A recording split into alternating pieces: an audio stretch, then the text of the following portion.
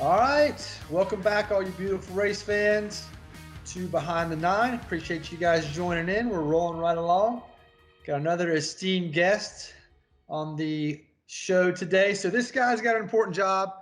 Everything the car does, or we do, has something to do with the tires in some way, shape, or form. If our tires are not good, our car is not good. Trust me, I know from experience. So the guy who takes care of all that for us, Mr. Mason Jennings, or Okie, Yeah, as Okie, the Oklahoman native, likes to go by, or I guess nickname. So what's up, Mace? How are you? I'm great. Great. Thanks for having me. Yeah, man, this is fun. This has been cool. Excited to sit down with you for a bit and talk. So first, we got to start off. You know, when I go do media things or fan questions, the tires get a lion's share of the questions. Like people just want to know what is going on with the tires. They see after pit stops, you got the torch out, you're scraping tires, you're checking pressures, all the conversation over the radio. Tires are a big topic. So as I talked about in our introduction, huge part of our performance. So yeah, give us a little background into what your job entails, and let the fans know a little bit about all the mystery behind that magic. The old tire land. It's kind of my own little island with the team, I guess. I don't really get to hang out with you guys and chit chat and off in my own little world, getting all of our measurements and data sequences and where the tire's made, how the tire's made, and get everything into sets and hopefully it all jives. You know what comes to my mind. You know, you think tires, right? You think comes to my mind right away is Atlanta, Darlington, Martinsville, right? Like anytime you can put a set of tires on, man, we're putting them on there. So what's and I know you are like me. We started very similar times. We've been in the sport for a very similar amount of years. Yep. Through your career, what is the most? What's the most sets you can remember? You know, back in the day, we didn't have set limits. What's the most you can remember going through a week on a weekend or a race? Well, I was a little more fortunate than you coming up through Bush and Nationwide. So we were limited sets. We had six, where there was times that when I worked at Dale and Hart Incorporated that I would come and help, during the chase races. I can't remember if there was a limit then or not, but I feel like at one point helping out the tire specialist there, I want to say I remember like 18 to 20 Yeah, sets. that's Um, that's where I'm at too. I can remember Darlington. I think 18 maybe one yeah, time. I can remember getting some, during the race. Right, you look back there and you're like down to like two or three sets. but I remember back in the day when I started working for Dave Marcus and I used to go scalp tires from Chocolate Myers, and those guys running up and down pit road all day long looking for tires, just to get through the race. So whatever hand-me-downs they had, they would give to us, so we could, compete with what we had. But I've heard rumors and stories from back in the early days, 22, 25 sets, It's crazy, isn't it? running up and down pit road during the race looking for tires, So a lot of trading, a lot of back in the day. Now our tires are designated just for our, the 9 car. So What do you know off the top of your head? What's the highest allotment of tires we have now? What track? Darlington, Darlington, 13 sets just for 13 the race. just for the race. Yeah. Yeah, which is significant. We did one with Tom, and he likes to drink, you know, craft beers, and Devin's on that craft beer train. But you're a little bit unique because you're a taco connoisseur.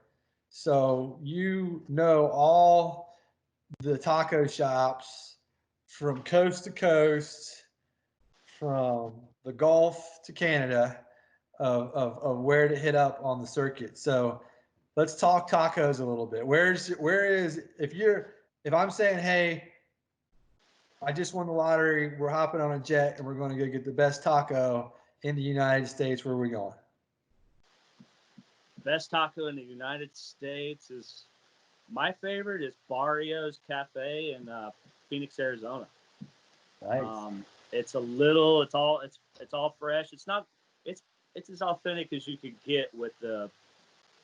They call it veganish and fresh food, healthy food.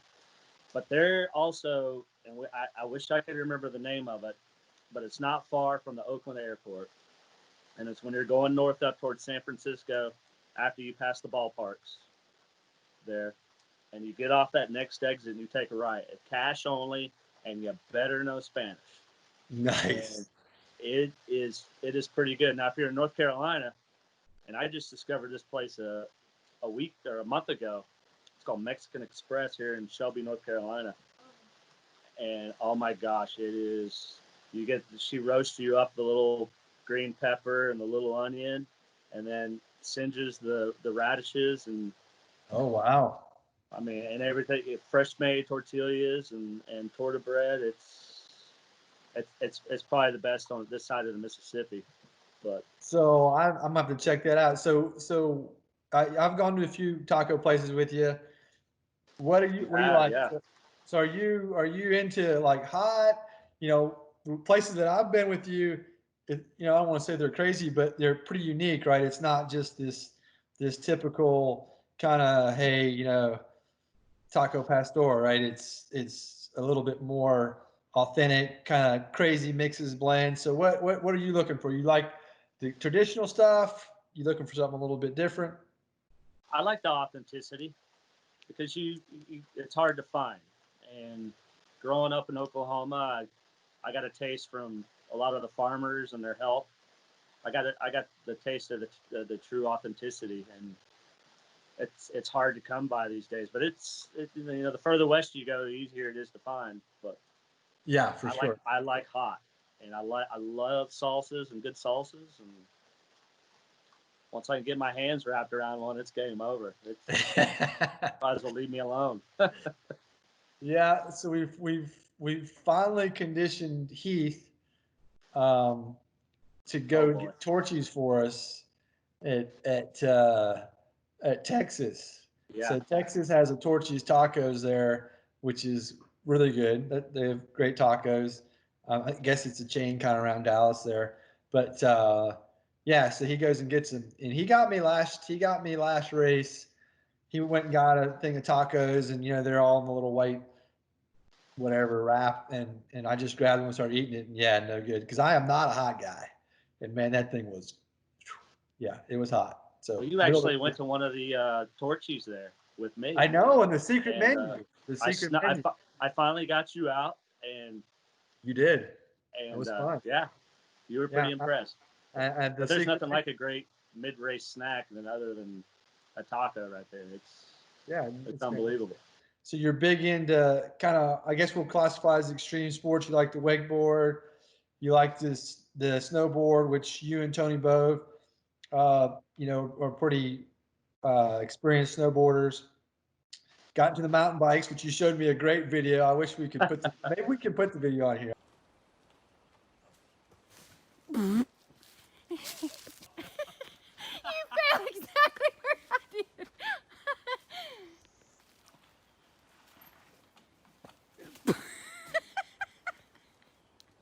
Are you okay? Whoops. Number two. You That mountain was a bike. total klutz move. So let's yeah, tell me a little bit about the wakeboarding, and I'm kind of bummed because I've been wanting to wakeboard growing up, surfing in Florida. I've never wakeboarded, and I keep saying, oh, I'm gonna go wakeboard, and so many guys on the team do it. I haven't done it, but yeah, let's talk about that a little bit. Yeah, we've had a great group of guys that we work with that have, you know, I've probably the biggest group of guys that I've ever worked with that's actually been interested in some activity. We all are interested in the same activities. But wakeboarding, I grew up 3 event skiing with my mom. She did some stuff with Mastercraft ski boats, and so I was kind of raised into it. And one day just took up wakeboarding, and always kind of snowboarded. We always went to Colorado growing up for spring break and Christmas, and And so I kind of took over snowboarding over skiing, but wakeboarding I just fell in love with because we were so close to the lake. And of course, I've always been fortunate enough to be near the lake or on the lake, living wise. So, but now, I'm a little too old for wakeboarding. It hurts the head way too much. And you crash and wrecks your knees. So we surf a lot, do a lot of wake surfing. There's quite a few guys on the team that, that surf and have boats and a lot of interest. But Tony Bove, that guy on a pair of skis is unbelievable. And we've taken some great trips together and ridden some great mountains. And so yeah, the joke, on you our guys little- were joking like taco pizza. What's the whole thing? And then So it's a South Park skit with, and I didn't know it till Tony told me about it when, after we wrecked, we had a massive crash. yeah, we got to get a play-by-play on the massive crash at Mammoth, right? 3 or 4 years ago, and we had a massive crash, and Tony decided to just take me out, and I was playing around. I was slashing pretty hard, and Tony was right behind me, and I had my GoPro in my hand, videoing the whole thing. So we do have And evidence of this. Ran right over me and knocked us both clean out. And next thing I remember, there's a lady on top of me telling me how ignorant I am for not having a helmet, and that Tony's his bindings ripped off and his boots cracked, and it was full on chaos. But that's all on video. So the pizza French fry thing. Oh, pizza South French. Park That's skit. what it was. Yeah, So so I gotta you this. pizza when you want to slow down, you get on your edges and try to slow yourself down. When we want to go fast, you French fry. So Tony was full on French fried. He should have pizzaed when he was French fried. So this was significant train wreck. Like there was, it was a yard sale. Yeah. Yeah, there was stuff everywhere. People were hurt. It was not some small potatoes. This was, yeah, it still lives in infamy, right? I mean, we still talk about this. It does. Then we had the 5-hour drive from Mammoth back to Fontana to the racetrack for the swap out, and Tony had to do his whole engine checklist and was hurting a little bit. I guess he cracked a rib or yeah, this is over that. Back to me. He couldn't get underneath the fender well. Yes. It hurt him to bend over to get underneath the fender well to get into the engine compartment with the bruised rib. Yeah, should have been pizza instead of French frying. Exactly. Pizza instead of French fry. Yeah. Man, yes. So the whole mountain biking thing, it just spawned on me. I have little man. He's 3, almost 4, and he's been kicking around on a Strider bike since he's been 8 months old. And I was supposed to buy him a new bike. He wanted an orange bike for being potty trained, and I promised him. Well, Dad went out and bought himself an orange bike. Oh, nice. I thought it would be cool where I could ride with him, and then Mom got on it and decided to take herself for a little ride. I saw that video too. I forgot about that. So then I went out and bought her own bike so she wouldn't wreck mine, and the rest is history. We're a biking family, I guess you could say. But so we try to kick around and keep up with him, and it's about impossible. So yeah. No, that Strider bike is super cool. You showed me a picture of that thing. That's cool. That's good. It's something you can take Oakland out and go do. So that's fun stuff. So you've been doing this a long time. You're an old guy like me, been around a long time, done a lot of things. Tell me what of your career, right? You've been all over this country, racing cars in circles. What stands out to you when you say, "Hey, man, I look back on this last 20 years." What stands out to you? What does Mason first think of? Watkins Glen last year, big win, or 2 years ago. Sorry, years ago, yeah, and last year. Last year, yeah. That ass whooping we put on the crowd there. It was that was good to come back and back to back that. But that's my first thought. But I'm highly appreciative of the footsteps I got to take coming into the sport to where I am now, where I've progressed. And there's so many kids and you see it all the time, these younger engineers and younger kids that come right into Hendrick Motorsports and get their start, and they're flying on airplanes, and they're getting, back in the day we used to call it the royal treatment. All the Hendricks and DEI and RCR guys, and with Dave Marcus, I grew up and with Dave and got my start, and worked, oh God, 12 to 18-hour days, then hop in a van and drive to Pocono or Watkins Glen and hope to make the race. And if you don't, or you make the race, you come back home and you get right back to work. And I'm glad I got to experience that aspect of NASCAR racing. Growing up in Oklahoma with sprint cars, and I didn't really get to travel a whole lot. I was more focused on skiing and running go-karts and of course keeping up with the farm and stuff. But I think if I wouldn't take any of that back. So to have those footsteps. Yeah, no, I think seeing that, and I completely agree with you on what you're alluding to for the fans at home. When we started, you had to drive a lot of places, especially work with Dave Marcus, which I worked for Dave Marcus too. You had to drive. There wasn't an airplane waiting, and you drove the majority of races, and you all piled in as a team, and you worked as a team, and there was a core group of guys, and it's sacrifice, sacrifice, sacrifice, sacrifice, sacrifice, and I think to me, when I think back, the thing that I love is the people that I've been able to have experiences with and be around, and that when you're in a team environment like you're describing, and you're just constantly sacrificing and sacrificing, it just generates this strong bond and camaraderie that is pretty special. You learn that way. So yeah, and you certainly don't take things for granted when you have to come up hard like that, which there's a lot of value in that. I agree. It's and nothing against people getting into the sport now. Hey man, it's great that they have opportunity, but it's like our dads told us that we don't know how easy we have it, and then certainly that's the same thing that we can pass on. Everybody who I talk to, I try to get. I mean, you've done a pretty good job. The pizza French fry thing's pretty good, so I could let you off the hook with that, but I try to get a funny story or something that stands out to them, that a funny experience or blooper reel moment from your career. So does anything stand out to you? Anything come to mind? Oh, blooper moments. I'm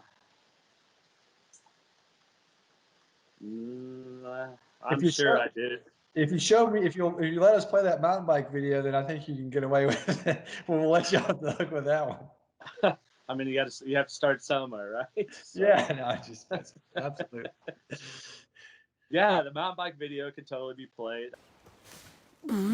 Anything with Tony Bove involved, or Heath, or it's always a blooper reel. So, but yeah, they keep the fire lit between us. So they keep it exciting for sure. They absolutely do keep it exciting. And I'm sure your and Tony's annual ski trip is got to be.